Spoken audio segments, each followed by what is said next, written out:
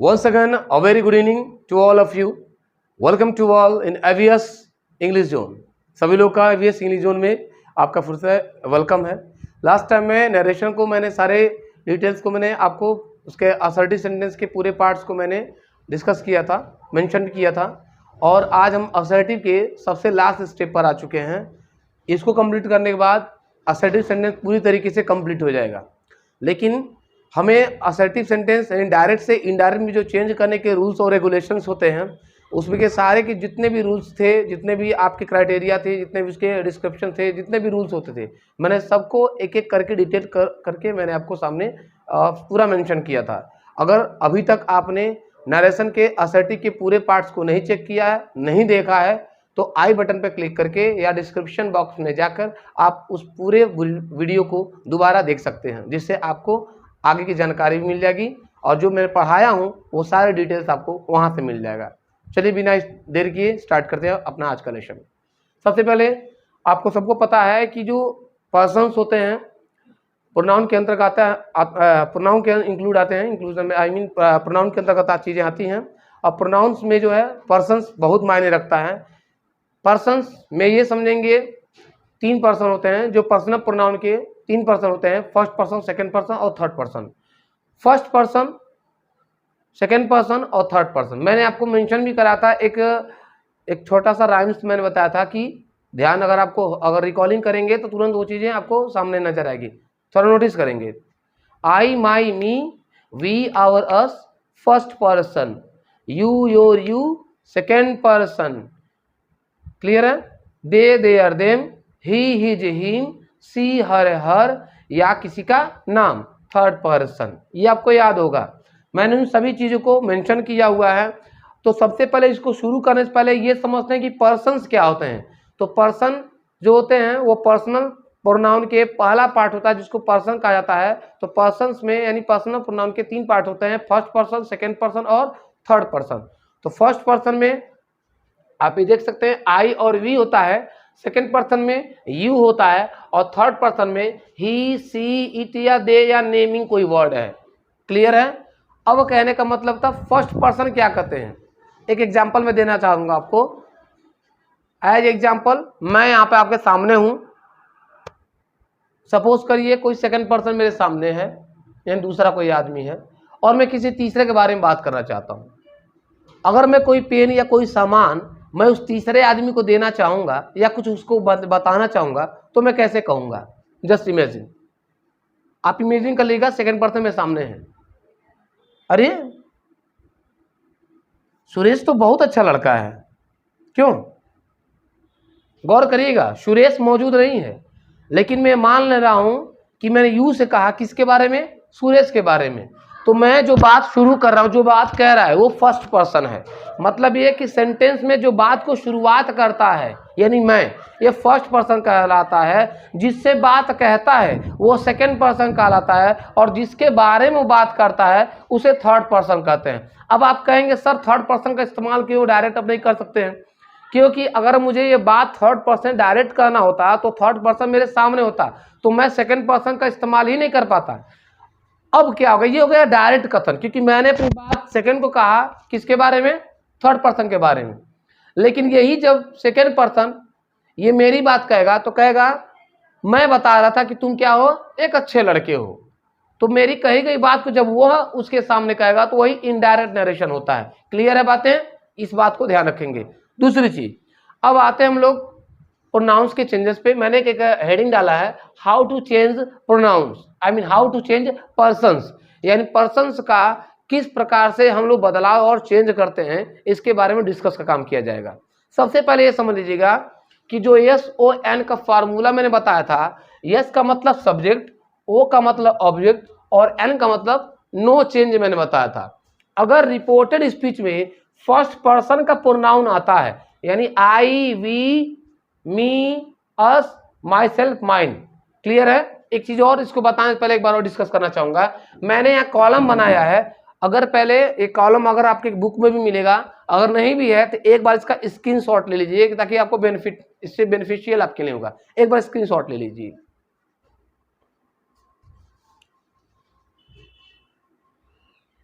Okay, आगे आते हैं।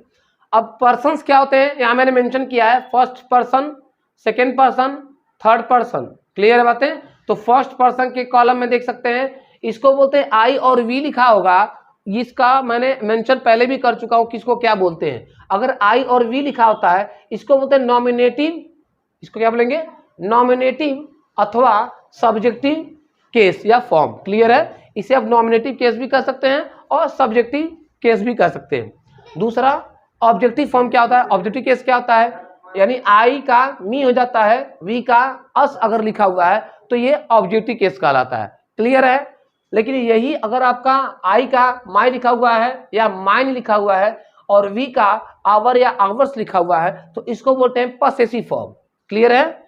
कभी कभी क्या होता है, यह चीज यहां भी दे सकता है और यह चीज यहां भी दे सकता है, लेकिन जो लिखे ऑब्जेक्टिव में है तो यही चीज आएगा और पॉसेसिव भी यही चीज आएगा। जगह बदल सकता है, अलग अलग किताबों में अलग अलग तरीके से दिया जा सकता है, लेकिन बिल्कुल नहीं घबराएंगे, उससे कोई मतलब नहीं होता है। हमको ये जानना ये पड़ेगा कि अगर नॉमिनेटिव केस है तो क्या लिखा स्पेलिंग होती है, पॉसेसिव है तो क्या स्पेलिंग होती है, और ऑब्जेक्टिव है तो क्या स्पेलिंग्स होती हैं। इस चीज को ज्यादा नोटिस करेंगे। क्लियर बातें?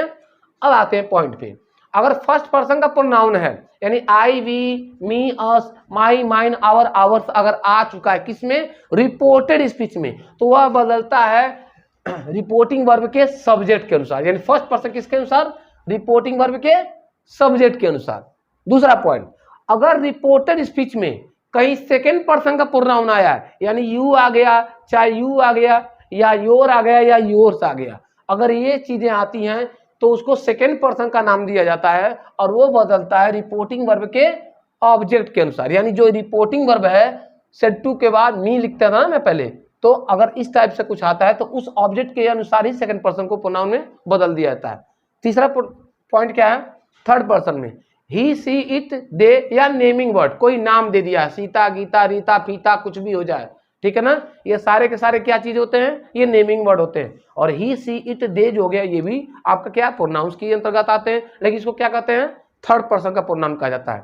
तो ही का हिम भी और हिज भी हो गया, सी का हर हो गया, हर हो गया और हर्ष हो गया, इट का इट हो गया, इट्स हो गया, और दे का देम हो गया और देयर्स हो गया। क्लियर है? ये आपके पर्सन्स के फॉर्म होते हैं, नॉमिनेटिव फॉर्म, ऑब्जेक्टिव फॉर्म और पसेसिव फॉर्म। ये जानना इसलिए जरूरी है क्योंकि अगर आपको फॉर्म चेंज करने आ गया, केस बदलने आ गया, तो बधाई हो, आपको नरेशन का 90% चीजें समझ में आ गई। क्योंकि ज्यादातर जो बच्चे होते हैं, स्टूडेंट्स जो होते हैं, जो और एक भी तौर, ये केवल आपके एकेडमिक चीजों के लिए नहीं है, ये सारे के सारे जितने भी कॉम्पिटिशन्स होते हैं, चाहे वो किसी लेवल का हो, कोई भी एग्जाम्स हो, चाहे किसी भी ग्रुप का हो, उन सभी ग्रुपों के लिए ये नरेशंस और जो भी चीज़ें आने वाली वीडियोस मेरी प्रोवाइड आपको होंगी, वो सब के सब आपके सारे कंपटीशन के लिए एकदम बेनिफिशियल साबित होगा। और आप कंटिन्यू बने रहिए, आपको बेहतर से बेहतर यहाँ पर एवीएस इंग्लिश जोन के माध्यम से आपको बेहतर शिक्षा दी जाएगी।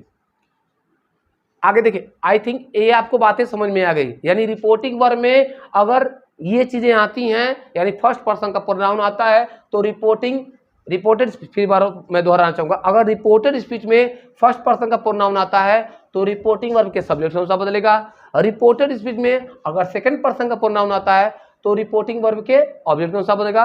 अगर रिपोर्टेड स्पीच में थर्ड पर्सन आता है तो नो चेंज, यानी मतलब क्या, नो चेंज, यानी थर्ड पर्सन मतलब ये कोई भी अगर आ गए, क्लियर है, तो अगर रिपोर्टेड स्पीच में आता जो जिस रूप में लिखा है आप उसको वैसे ही उतार लेंगे।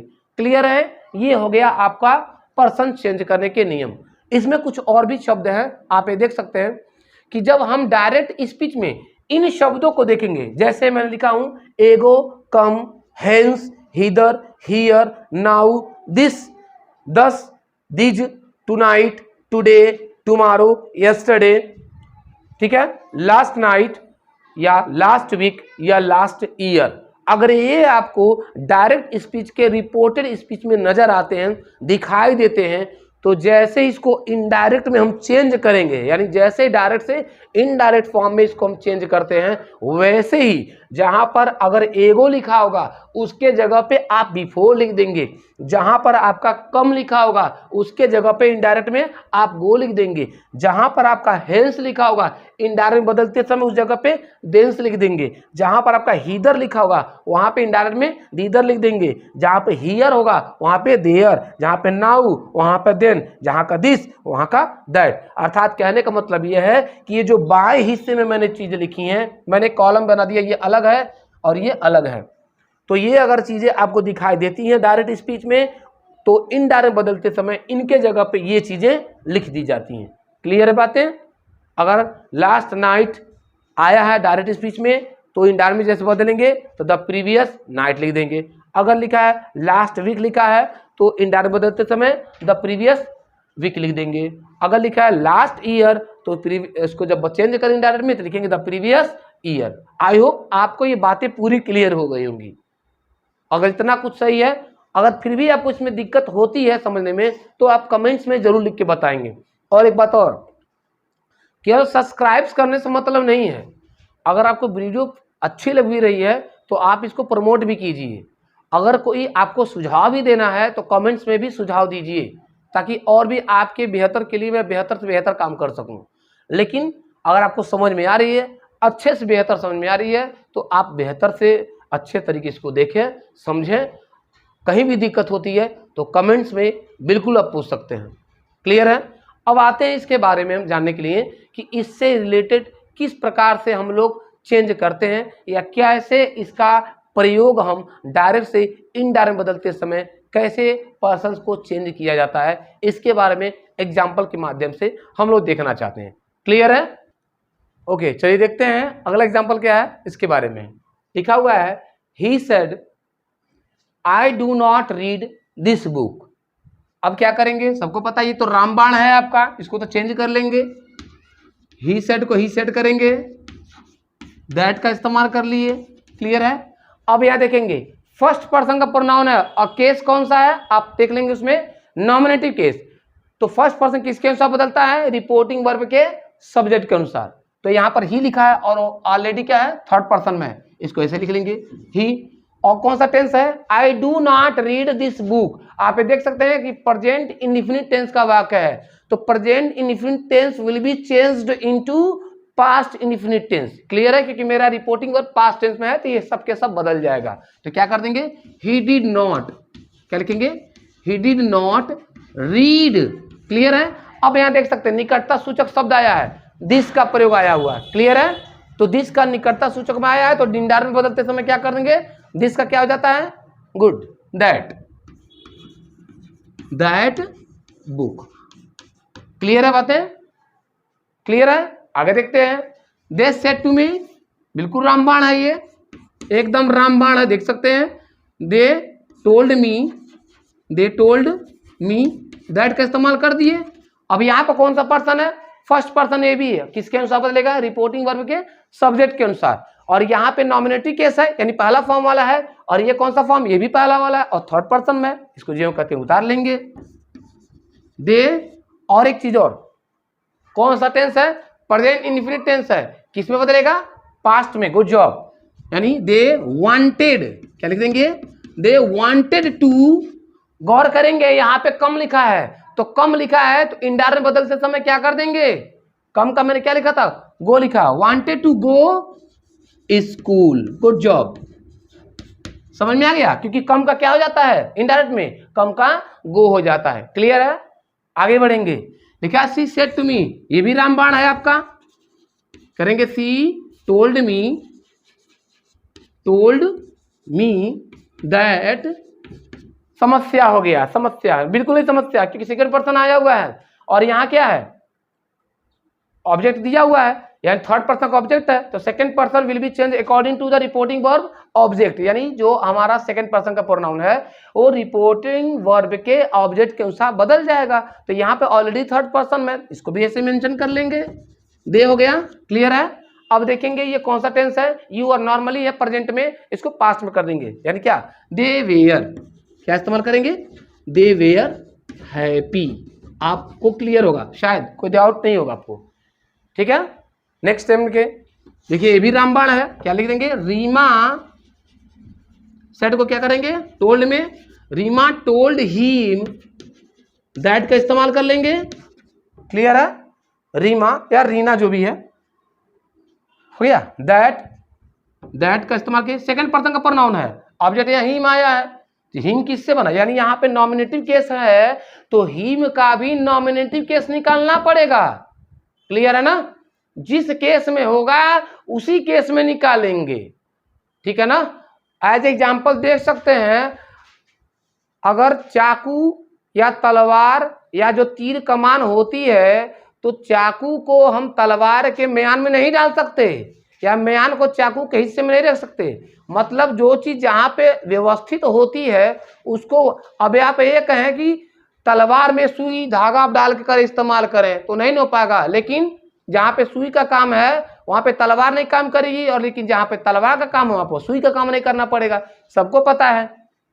सेम वही चीजें यहाँ पे भी है, अगर सेकंड पर्सन का प्रोनाउन है तो रिपोर्टिंग वर्ब के ऑब्जेक्ट के अनुसार बदलेगा, लेकिन आप ये देख सकते हैं कि ये नॉमिनेटिव केस में है यानी पहला वाला फॉर्म में है, और ये कितना फॉर्म में, तीसरा वाला फॉर्म है यानी कौन सा, ऑब्जेक्टिव केस में है, तो इसको भी हमको नॉमिनेटिव केस में बदलना पड़ेगा। तो इसके लिए ये देखना हमको कि हिम जो शब्द है वो किससे बना हुआ है।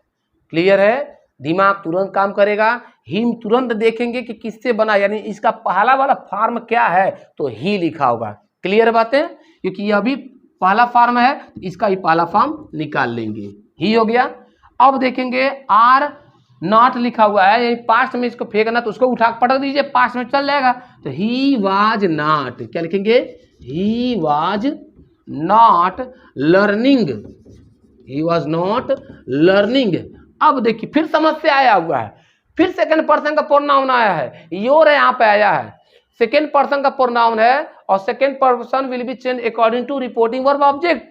यहाँ पे योर दूसरा का नंबर पाया है, पसेसिव केस है, तो हिम का भी पसेसिव केस निकालना होगा, क्योंकि यह इसके अनुसार बदला है तो इसी का जुड़वा भाई ये भी तो है, तो यह भी इसके अनुसार बदलेगा। ठीक है, तो जब ये भाई दोनों मिल गए, ये भी भाई इसका भी, इन दोनों का जोड़ा मिल गया, अब हाई जोड़ा अकेला खड़ा है, देख रहे हैं ना, यू का जोड़ा इससे हो गया, अब हाई अकेले जोड़ा पड़ा हुआ है, ये कोने और जाएगा, इसको भी तो जोड़ा चाहिए ना, न तो कल तड़पड़ा के मर जाएगा। ठीक है ना, तो यू सेकंड पर्सन है तो इसका भी सेकंड पर्सन अनुसार ही बदलेगा। तो ये कहेगा भाई ठीक है, मेरे को छोटा भाई है ले लो, इसका क्या नाम है, हिम है, तो सेकंड पर्सन इसका, अगर इसका जैसे आप क्या देखें पॉसेसिव केस है, इसका भी पॉसेसिव केस कहेगा भैया मेरा भी पॉसेसिव केस, भाई छोटा है उसको तुम अपने साथ ले जाओ, तो वो हो जाएगा क्या, हिज। क्लियर है, हो गया। पुरुष है, महिला होती तो हर आ जाता, नहीं पुरुष ये भी है, हिज लेशन। आई होप बातें समझ में आ गई होंगी। क्लियर है बातें, I hope everything will be cleared. इसको नोट कर सकते हैं आप एग्जाम्पल्स के लिए। क्लियर है, नोट कर लीजिए। इसके बाद मैं आपको तुरंत अगला चीज बताता हूं, और भी कुछ एग्जाम्पल्स है, कैसे उसको डिस्कस करेंगे। अगला एग्जाम्पल देखिए, चलिए इसके बाद और एग्जाम्पल देखते हैं। लिखा हुआ है Hari said to me I will do it now, Ramu said this is my sweet home, the father said Raju I shall give you a book. पहले एग्जाम्पल देखते हैं। लिखा है हरी सेड टू मी, रामबाण है, ये एकदम रामबाण है। हरी बोलिए, टोल्ड मी दैट का इस्तेमाल कर दिए। एक चीज और शायद आपने सुना होगा या नहीं भी सुना होगा तो सुन लीजिए, अगर दिस और नाउ का प्रयोग है, गौर करेंगे, अगर दिस और नाउ दो चीज गौर करेंगे, क्या क्या, अगर दिस आ गया और नाउ आ गया, तो आपने देखा था कि अगर रिपोर्टिंग वर्ब में दिस और नाउ आता है तो जैसे इनडायरेक्ट में चेंज करते हैं, गौर करेगा, डायरेक्ट स्पीच में जब भी आपने दिस और नाउ को देखा था, मैंने नियम लिखवाया था कि दिस अगर नाउन आता है डायरेक्ट में तो इनडायरेक्ट में चेंज करते समय दिस का दैट हो जाता है और नाउ का देन हो जाता है। क्लियर है, लेकिन कंडीशन क्या है, गौर करेंगे, अगर दिस और देन नाउ का प्रयोग, दिस और नाउ का जो प्रयोग है, अगर जिस समय इसका प्रयोग किया गया है अगर वह जिस वस्तु के बारे में बता रहा है और वह वस्तु उस समय उसके सामने प्रत्यक्ष रूप से मौजूद है, यानी दिस और नाउ का प्रयोग तब किया जा रहा है जब अगर कोई वस्तु या जिसके बारे में ये इंडिकेट करेगा वह चीज अगर इसके सामने मौजूद होगी तो हम दिस और नाउ में किसी प्रकार का कोई परिवर्तन नहीं करेंगे। Is that clear? फिर से समझ लीजिएगा, दिस और नाउ को डायरेक्ट से इनडायरेक्ट बदलते समय दिस के जगह पे दैट और नाउ के जगह पे देन हो जाता है, लेकिन कंडीशन क्या है कि यदि दिस और नाउ का प्रयोग तब किया गया जब उसके सामने वह चीज मौजूद अगर होगी तो दिस और नाउ में किसी प्रकार का कोई परिवर्तन नहीं किया जाएगा। क्लियर? देखते हैं क्या कह रहा है कि हरी सेड टू मी, हरी को मैंने कन्वर्ट कर दिया, हरी टोल्ड मी दैट। अब आई फर्स्ट पर्सन किसके अनुसार बदलेगा? हरी के अनुसार, और हरी एक पुरुष का नाम है तो थर्ड पर्सन है, तो हरी का मतलब हरी, क्योंकि थर्ड पर्सन तो कैपिटल लेटर में ही लिखा जाएगा, प्रॉपर नाउन है। अब देखिए एक चीज और बता दें, अगर आपका डायरेक्ट स्पीच में will, shall, may, clear, can अगर ये चीजें आती है तो जैसे इसको इनडायरेक्ट में चेंज करते हैं तो विल का वुड, शैल का शुड, मे का माइट, कैन का कुड बदल दिया जाता है। लेकिन ऑलरेडी अगर यह बना बनाया हुआ है, यानी वुड आया है, शुड आया है, यूज टू आया है, ठीक है, तो क्या करेंगे उसको जिस रूप में है, कुड आ गया, माइट ही आ गया, तो जिस रूप में है उसको वैसे ही लिख देंगे। एज एग्जाम्पल, अगर आप मान लीजिए कोई दुकानदार आपके घर पे आया या आपने कोई सामान खरीदा, या एग्जाम्पल कह सकते हैं कि कोई अगर मान लीजिए दूध से दही बनाता है तो आप ये कह दीजिए नहीं, दूध से दही बना गया ठीक है, लेकिन अब हमको दही से दूध चाहिए, तो असंभव है। गौर करिएगा, दही से दूध नहीं बनाया जा सकता, लेकिन दूध से दही बनाया जा सकता है। सेम वही चीज है कि अगर शैल आएगा तो शुड बनाया जा सकता है, लेकिन अगर शुड आएगा तो सर शुड को शैल में क्या परिवर्तन नहीं कर सकते हैं क्या? सर वुड आया है तो वुड को विल में नहीं बदल सकते क्या? बिल्कुल नहीं बदल सकते। अगर विल वुड में आया है तो वुड को वुड ही लिखेंगे, लेकिन अगर विल आया है तो विल को वुड में बदल सकते हैं, लेकिन अगर बदला नहीं होगा तभी बदलेंगे। अगर ऑलरेडी विल के जगह पे वुड लिखा हुआ है तो कोई भी चेंज नहीं करेंगे। क्लियर है? गौर करेंगे तो क्या करेंगे, हरी, आप देखेंगे आई था तो विल था, तो फिर भी वही चीज है, हरी विल को क्या कर देंगे, वुड में कर देंगे। Hari would do, Hari would do, it now का है तो नाउ ही लिखेंगे। क्लियर है बातें? अगर नाउ है तो नाउ ही लिखेंगे, फुल स्टॉप। आगे लिखा हुआ है रामू सेड, ये तो रामबाण हो गया, लिखेंगे रामू सेड दैट का प्रयोग कर लिए। अब यहां देखेंगे this is my sweet home, तो दिस का जो इस्तेमाल किया गया, जो प्रयोग किया गया है वो घर के लिए प्रयोग किया गया, और इस घर के यानी वो घर इसके सामने इंडिकेट कर रहा है कि वो मौजूद है, इंडिकेट कर रहा है हमार घर है, ठीक है ना। अब क्या करेंगे, बस दैट दिस, ये तो बदलेगा नहीं क्योंकि इसके सामने ये घर मौजूद है। क्लियर है? अब क्या कर रहा है, इज को पटक देंगे तो क्या बदल जाएगा, वाज, यानी दैट दिस वाज माई। देखिए माई आ गया, कौन सा पर्सन, फर्स्ट पर्सन का प्रोनाउन है, और कौन सा केस है, पॉसेसिव केस है, तो फर्स्ट पर्सन किसके अनुसार बदलेगा, रामू के अनुसार। तो रामू का पॉसेसिव क्या कि पुरुष है, ही है, तो ही का क्या हो जाएगा, his, was his sweet home. Clear है? थैंक गॉड लाइट आ गई। आगे देखेंगे अब कह रहा है द फादर सेड। अब द फादर सेड को भी क्या कर लेंगे, द फादर, तो रामबाण है भाई, एकदम रामबाण है। द फादर सेड को द फादर सेड कर लेंगे, कंजक्शन के लिए दैट लगा देंगे। एक चीज और ध्यान रखिएगा, ओकेटिव केस का मतलब क्या होता है, एक ओकेटिव केस भी होता है।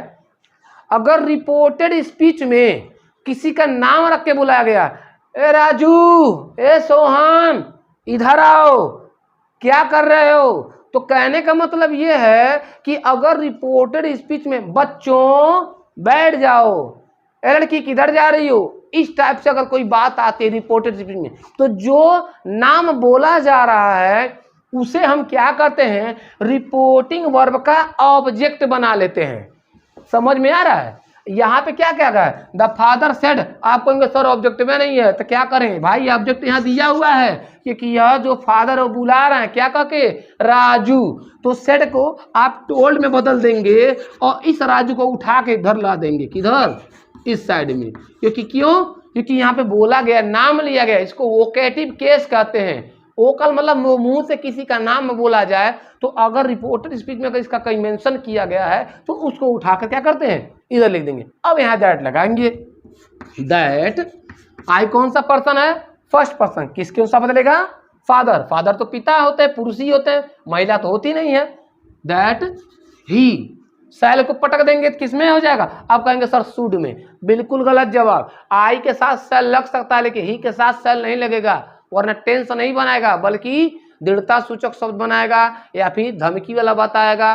क्लियर है, तब सेंटेंस बन जाता, कोई टेंस नहीं बनता है तब। यानी ही सेल के जगह पे आई के साथ सेल था तो ही के साथ क्या आ जाएगा, विल आता है तो विल को क्या कर देंगे, वुड में कन्वर्ट कर देंगे। He would give. Second person का प्रोनाउन किसके अनुसार बदलेगा, राजू के, क्योंकि ऑब्जेक्ट बनाया राजू को, ही होता है तो यहाँ ऑब्जेक्टिव केस है।